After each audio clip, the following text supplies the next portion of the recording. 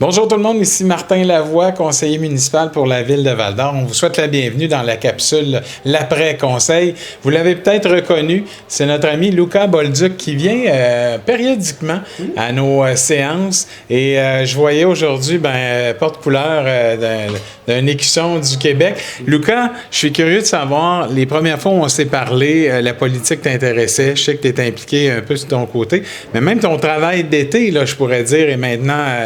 il touche à la politique. Bien, exactement. Tout d'abord, j'ai commencé. En fait, ça fait à peu près 1 an la dernière fois qu'on s'est parlé, presque jour pour jour. Et par la suite, je me suis impliqué auprès de mon association étudiante au cégep de l'Abitibi-Témiscamingue à Val-d'Or.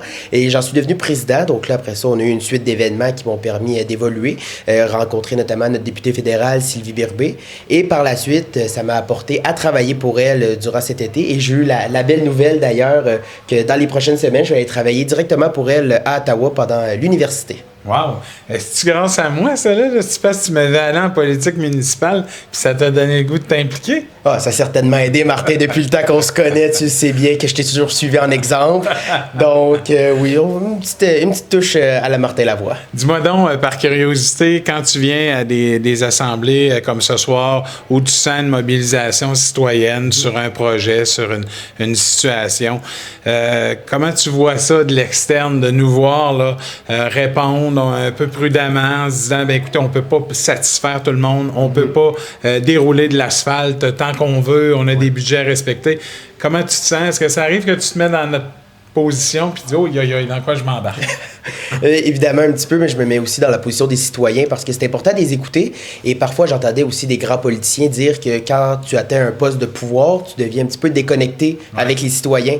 Donc, quand il y a une mobilisation citoyenne, je suis content de voir ça parce que justement, ça permet de reconnecter avec la population, prendre le pouls de la population. C'est important de l'écouter d'ailleurs parce que c'est pour eux qu'on travaille au final. Donc, oui, je suis quand même content. Je me mets des fois à votre place, je me dis, je suis quelqu'un de très proactif dans la vie, tu le sais, action-réaction. J'aimerais ça pouvoir offrir des solutions directement, mais c'est pas comme ça que ça marche en politique. Je suis curieux de savoir, Luca, on entend beaucoup parler d'intimidation sur les médias sociaux face à nos politiciens, politiciennes.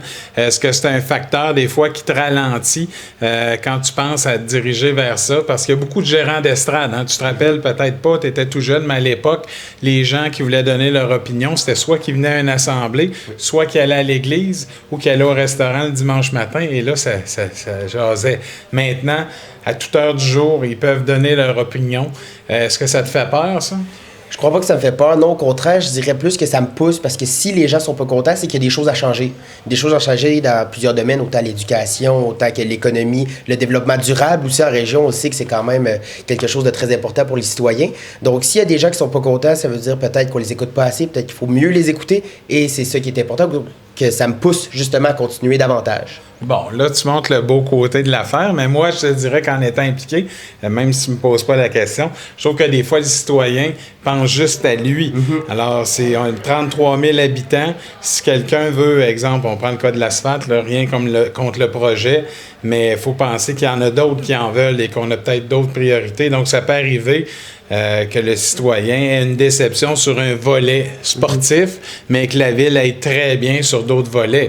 On peut fermer la bibliothèque puis avoir un autre aréna si on veut. Mais c'est sûr que ça va déplaire. Donc, au-delà de l'écoute citoyenne, des fois, je me dis, je pense qu'il faut tempérer les gens. Absolument. Et on souhaite qu'il y ait une certaine logique au bout du compte. Absolument, il faut tempérer. Puis exactement, on peut pas plaire à tout le monde. Hein. Il y a souvent la règle des fois du 30-70, du 20-80. C'est toujours ça. Des fois, il faut faire des choix et c'est ça la politique aussi. On va déplaire à certaines personnes, on va plaire à d'autres.